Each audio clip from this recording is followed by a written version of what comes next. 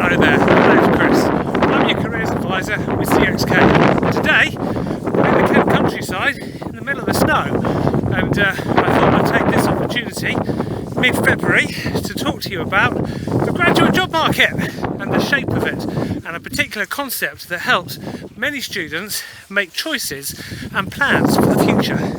So, what are we talking about? The graduate job market. These are the jobs that's available to you because you've got a degree. You've been to university, you've got your degree, and you want to get a job.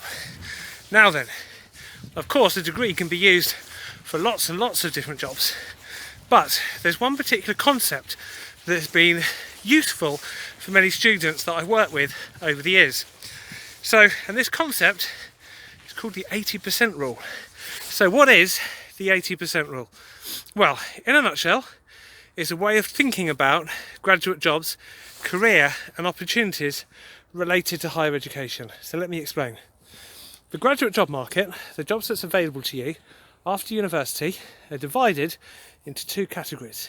The first category, the 20 to 30%, these are the jobs where you need an essential degree to get into this work. So for example, those jobs related to science, technology, engineering, architecture, mathematics and modern foreign languages, as well. These are the jobs that require you to have an essential degree. So for example, things like medicine, medical degree or biosciences degree to get in.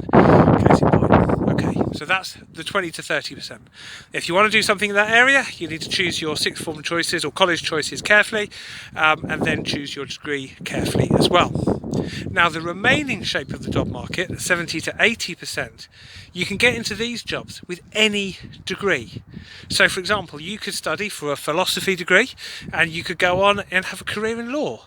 You could study for a philosophy degree and have a degree, or a graduate job rather, in things like finance. Okay, now what's going on here? How can you go for something completely different from what you studied? Well, what we're talking about is transferable skills, with the caveat that some transferable skills from some courses are more desirable than others for certain jobs. So if you have a look at our blog on the CXK website, cxk.org/blog, and then look at the graduate job market blog part 1, part 2 that came out in December 2020, you'll be able to find out a few more about these caveats. But let's go further with this. So we're saying the skills that you've got from your degree can get you into an awful lot of graduate jobs, 70 to 80%. Now, of these, 40 to 66% of those employers in the 80% will let you in with any degree.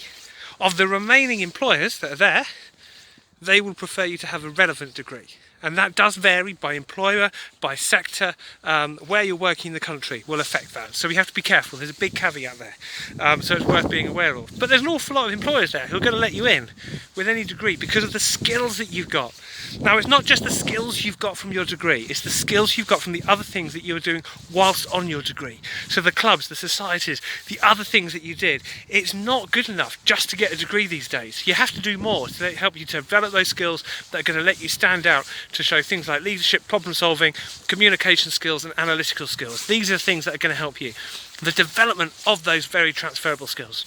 So for example, here I am, I'm a careers advisor, I've got a fine art degree. It's completely different to what I actually, I'm doing a job that's completely different to what I studied. Transferable skills in action. But it's just one example of many.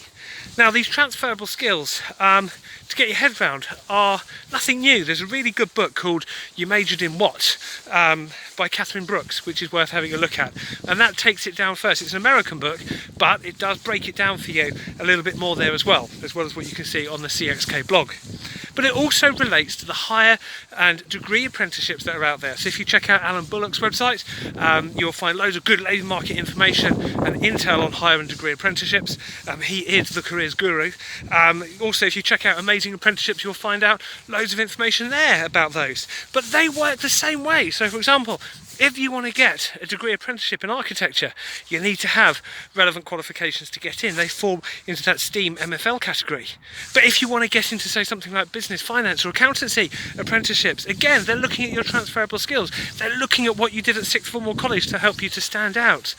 That's what this is about. So this concept of the 80% rule, as we say loosely, is very, very helpful when you're thinking about the future. Many of us don't know what we want to do when we're younger. We might know that we want to go to university. We might not know what we want to do with that degree afterwards, but having an understanding of how the system works can be incredibly empowering when you're making your choices. Because you might then decide to go to university to study something that you love or something that you enjoy. Now, of course, some students might go to university to try and boost their chances. You might do a business or finance degree, knowing that a business or finance degree isn't necessarily essential for the job that you want to do, potentially, knowing you can transfer your skills, but you might do it to boost your chances, particularly as some of those finance degrees will come with exam exemptions from the graduate training that you will do. And of course, some employers may prefer a finance degree to a non-finance degree, and that's a part of the caveat that we talked about earlier. Anyhow, I hope as a concept that this helps you with your thinking about the future, particularly if you're in year 11 wondering about the future, or even sixth form or college thinking you might want to go to uni but not sure where it's going to take you. I hope this helps you. I wish you all the best for the future. Stay safe, stay well. All the best.